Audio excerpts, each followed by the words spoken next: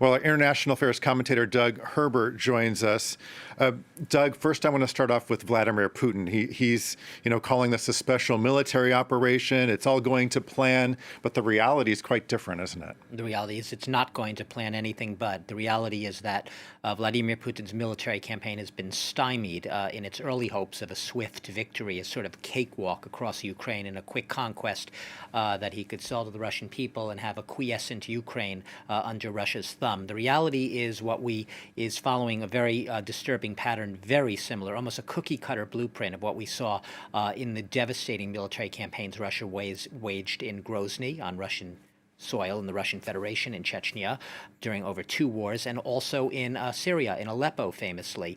It's a scenario whereby, after being stymied on the ground, you have just devastation by aerial blitzkrieg, essentially, bombings and civilian targeting of civilians while denying it. That is this very brutal aerial tactic of targeting of civilians, hospitals, schools, maternity wards, bread lines, so on and so forth, alongside a virulent disinformation campaign that keeps the vast majority of Russians in the dark about what's really happening. And when they are told about anything that's happening, let's even take the case of Mariupol, that where we've seen some of the worst devastation in this war. It's always a case Russia's never the aggressor. Russia never is doing any wrong. It's always the Ukrainians firing on themselves, Ukrainians trying to target their own civilians in order to then turn the tables and blame the Russians. It's clearly ludicrous when we have eyewitnesses on the ground. We have the video evidence. We have sometimes soldiers themselves who are captured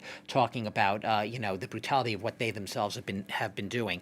In the case of Mariupol, which you can see there in the southeast, it is definitely the worst case. I mean, we have sort of like a siege of Leningrad sort of thing during the war, the famous siege of Leningrad.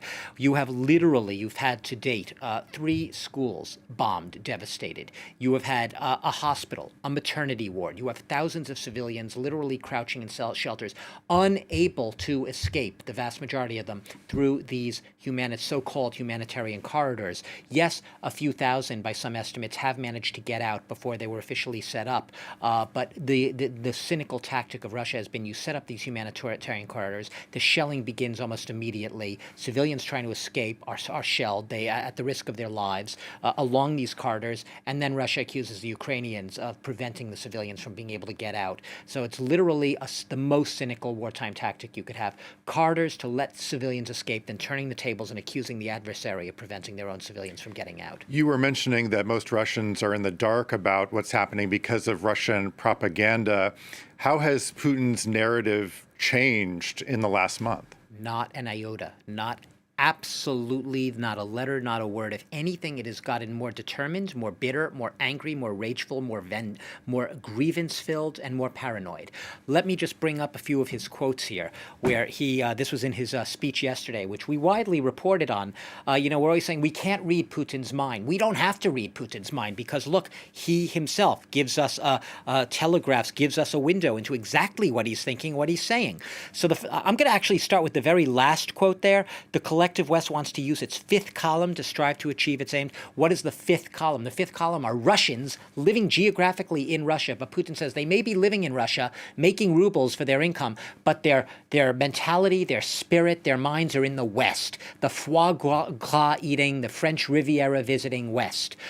So it's this decadent sort of internal rot, the enemy of the people. There was a Soviet-era term, vrag naroda, enemy of the people. We're hearing that language vividly evoked in this 5th column talk. We'll never allow Ukraine to become a stronghold of aggressive actions against our country, going right back to what our reporters on the ground are saying right there, that Ukraine is the aggressor. Right. Ukraine, potentially nuclear armed, the neo-fascist Nazis are out to get and threaten Russia's very existence. A ludicrous, ridiculous turning on its head of what is the real narrative, which Russia is absolutely threatening to obliterate Ukraine into oblivion. They're trying to dismember Russia, they being the West. This is the perennial millennial narrative of Russia, where the West has nothing better to do with its time but to think of ways to make Russia weak and dependent and humiliate Russia. And finally, if the West, this is for me the most telling one, if the West thinks that Russia will step back, it does not understand Russia. You've asked our reporters on the ground what people think of the peace deal. We heard Gulliver saying before that people in Western Ukraine don't talk about it. They have very low expectations when they do. That's the reason why. They don't trust Russia. They know how Putin thinks, and they know that Putin is not going to give an inch, regardless of what is said officially about brighter hopes ahead for perhaps a compromise in peace talks. Do you share that pessimism about the peace talks? It's hard not to, because Putin himself has made it clear that he is absolutely determined to go full throttle. The peace talks, as they've been sort of reported, sources close to the talks, parts of the so-called peace plan have gotten out tentative plan whereby Ukraine would sort of give up its neutrality, that is, its ambitions to join NATO. It would be able to keep its army, but in return for security guarantees, Russian would be an official language of Ukraine. Russia would have a ceasefire and withdraw its troops. We have zero, and I have to emphasize zero, indication that Vladimir Putin, especially based on his most recent statements, is anywhere near agreeing to that. And even if he signs the piece of paper agreeing to those terms, his interpretation of what respecting those terms mean would be 180 degrees different from what the Ukrainians' expectations of respecting that agreement. So even if there is an agreement, who knows if they would upheld their end of the bargain? The agreement is whatever Russia says the agreement is. And if Russia says if something goes wrong with the agreement in Ukraine's view, it will always, by definition, by Putin's definition, be the Ukrainians' fault. By Putin's definition, the Russians are always acting in good faith. The Russians are doing no wrong. Everything that can go wrong can only be the fault, by definition, of the Ukrainians. Okay, our international affairs commentator, Doug Herbert. Doug, thanks as always for your analysis.